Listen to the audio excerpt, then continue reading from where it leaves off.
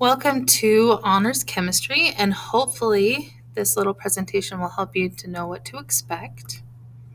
So my name is Mrs. Tawari, or Joe Tawari, Johanna Tawari, and the best way to contact me is through my email. I'm involved with a lot of things in the building.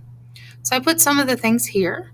I do teach honors and AP chemistry. I've been here for, I think, 18 years. I'm one of the academy coordinators. I'm on the instructional leadership team, the academy leadership student team. I sponsor RAM Council. I also sponsor the academy leadership student team, and I'm part of the RAM Council committee. So I thought the best way to have a good idea of what to expect for my class is to know what Google Classroom looks like inside.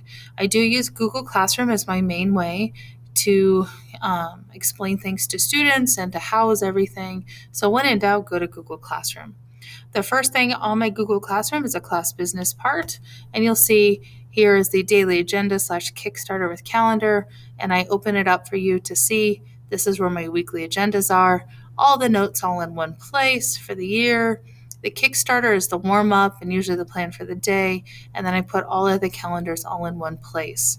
I like to show the calendar per unit up front, so in case people have appointments or they have things going on, they know what's going on. I also have forms here like the restroom form, late work, reopening an assignment, or a parking lot to get help or get feedback, links for all the digital programs, reference, and then my expectation sheet is here as well. So this is a snapshot of what a weekly agenda looks like. So again, the Kickstarter is always that first part, and then it has an idea of what we're doing for the week. Notice Albert assignments are going to be here on Tuesdays. On Thursdays, the expectation safety contract is due, and then I tend to do the quizzes on Friday.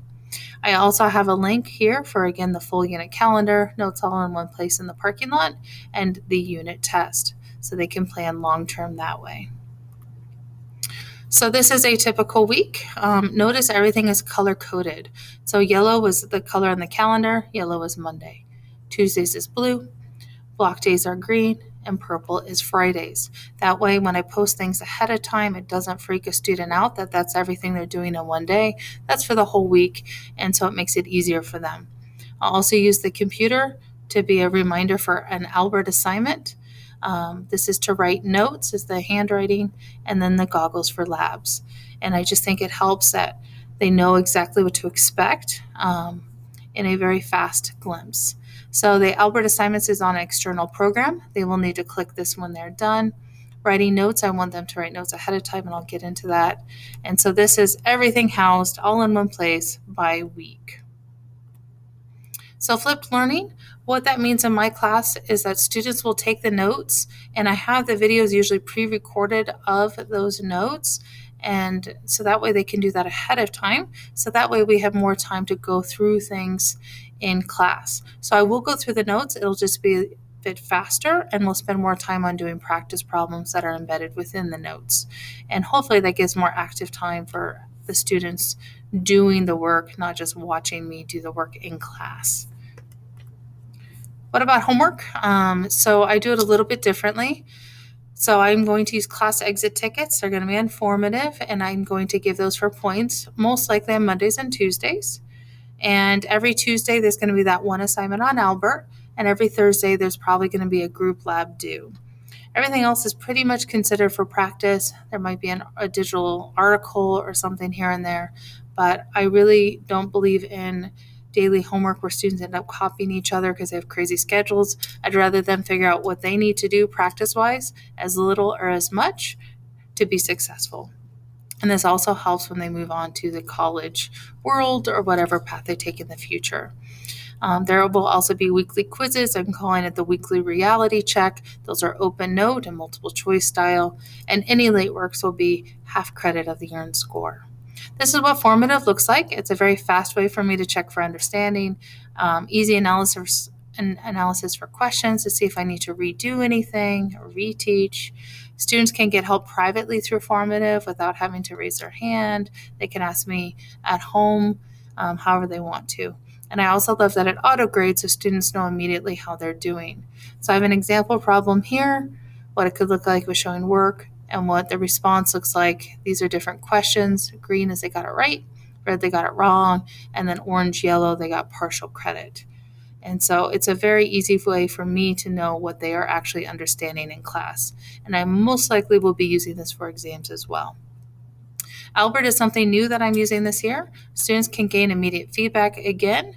This is more multiple choice style. I find that students are very good with multiple choice style. And if they look at their analytics, they'll see if they're considered struggling, passing, proficient, excelling, or mastery. I want students to be able to make mistakes and not worry about grades so much. So, overall, what I might be looking at is a person who earns mastery will get a 20 out of 20, excelling will be 19, proficient 18, passing 17, struggling 16. So even a student who's struggling could get a 16 out of 20, not worry as much on the grade, and then we can help figure out how to improve their scores and fill in any holes they may have in their learning before that quiz on Friday. That's why I make it on Tuesdays. They could also access other subjects, which would be helpful for studying for the SAT, ACT, or any of their other subjects. They will need to click Done on Google Classroom when they've completed it. Labs are going to be done in individuals or small groups. They're usually going to be done on ClassKick. It has some features there that are really nice. Often I'll let students choose their own group. They will get the same grade regardless. And usually these are going to be due Thursday at 11. So this is what ClassKick looks like. I put a little glimpse from last year's. What I like about it is that it auto-saves with no sharing permission or ownership issues.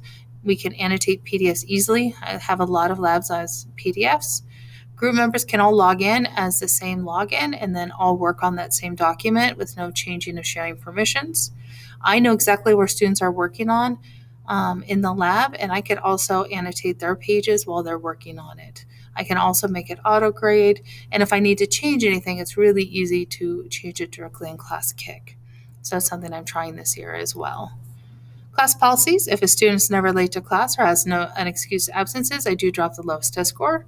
Students are allowed a help sheet and certain reference material on every exam. A help sheet's just a normal notebook-sized paper, handwritten front and back.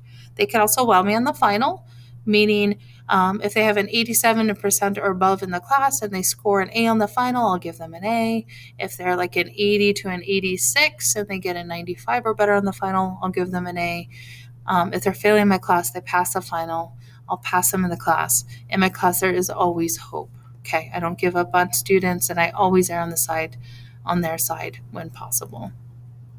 So if you have any questions, feel free and email me. That's the best way to get hold of me. And hopefully your students have a great year.